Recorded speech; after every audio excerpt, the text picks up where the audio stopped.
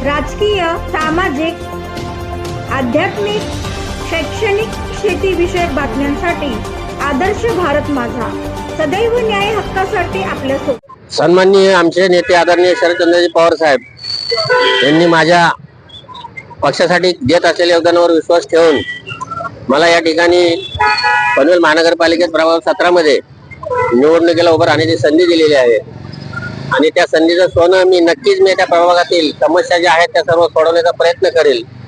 तसं पाहायला गेलं तर जे आता याच्या अगोदरचे जे सत्ताधारी होते यांनी भ्रष्टाचाराच्या पलीकडे दुसरं काहीच केलेलं नाही। मग ते रस्ते असेल, गटर असेल, पाणी असेल, अनेक समस्या आहेत, पार्किंग असेल, म्हणजे कुठल्याही सुनियोजित जे महानगरपालिका जिला म्हटलं जातं तिथं जे सुनियोजित सर्व काही व्यवस्था असते तिचा सगळा बोजवारा झालेला आहे। त्याचं कारण असं आहे की या सत्तेतील त्यांच्याच जवळच्या बगलबच्च्यांना कॉन्ट्रॅक्ट द्यायचे, त्यातलं कमिशन खायचं, कुठलंही काम पूर्णपणे व्यवस्थित न होणं, या बकाल अवस्था पनवेल महानगरपालिकेत झालेली आहे।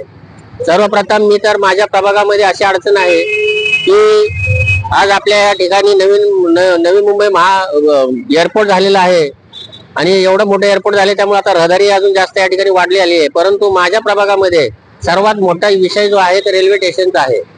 या ठिकाणी सर्व पूर्ण भारतामध्ये फिरण्याची जाण्याची कनेक्टिव्हिटी ही पनवेल मधून आता सुरू होत आहे काही दिवसामध्ये, त्यामुळे तिथे पार्किंगची व्यवस्था जी योग्य पाहिजे ती नाहीये।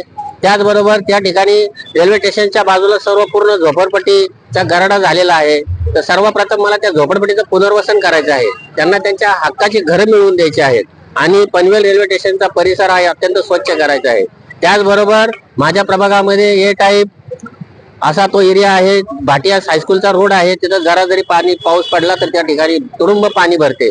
त्यामुळे पहिल्याच्या काळामध्ये जेव्हा फक्त तिथं सुरुवातीला सिडकोने वसाहती बसवायला सुरुवात केली त्यावेळेस त्यांच्या लोकसंख्येचा जो गणित होता तो कमी होता आणि त्याच्या डबल टिबल लोकसंख्या त्या ठिकाणी वाढलेली आहे आणि त्याच्यामुळे त्यांनी जे ड्रेनेज लाईन टाकलेल्या आहेत त्या पूर्ण फेल गेलेल्या आहेत, पाण्याच्या लाईन पूर्ण गंजलेल्या आहेत, प्रत्येक ठिकाणी पंपिंग लावलं जातंय कुठे, आणि यांना या पाण्याच्या यांना समस्या यासाठी सोडवायच्या नाहीत। यांचा जो टँकर राज आहे हा टँकर राज यांचा कायमचा बंद होईल, यांची कमाई बंद होईल म्हणून ते त्या ठिकाणी योग्य ते काम झालेलं नाही। हे सर्व ते काम सुद्धा मी माझ्या हातात घेणार आहे। मग तिथली शेवरेज लाईन असेल, वॉटर पाणी पिण्याच्या पाण्याची पाईपलाईन असेल, गार्डन आहेत परंतु त्याचा मेंटेनन्स नाही, त्या गार्डनचा मेंटेनन्स ठेवणे, त्या ठिकाणी सिक्युरिटी असणे, विविध ठिकाणी महत्वाच्या ठिकाणी सीसीटीव्ही बसवणे, अशा प्रकारचे अनेक कामं माझ्या याच्यामध्ये आहेत आणि या सर्व कामांना मला विभागातील नागरिकांनी संधी दिल्यास मी जे जे बोललो आहे ते सर्व करण्याचा प्रयत्न करेल।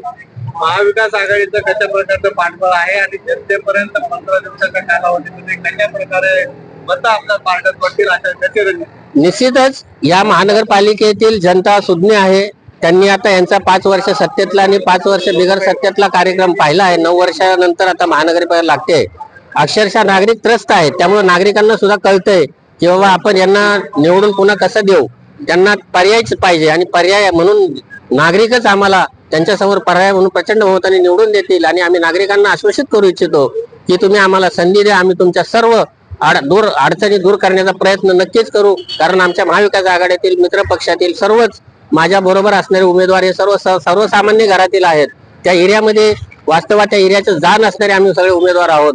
समोर धनवान आहेत आणि इथे आम्ही सर्व सामान्य कुटुंबातील आहोत, पण जनता ठरवेल जेव्हा सर्वसामान्याला पाठवायचं का धनवांना पाठवायचं ते जनता राजा ठरवेल। जनता मतदार राजा आहे, त्यांना आता त्यांच्यावरती आम्ही सोडून दिलेलं आहे की त्यांना विकास हवा आहे की फक्त कमिशन खोरी हवी आहे, ती जनता ठरवेल।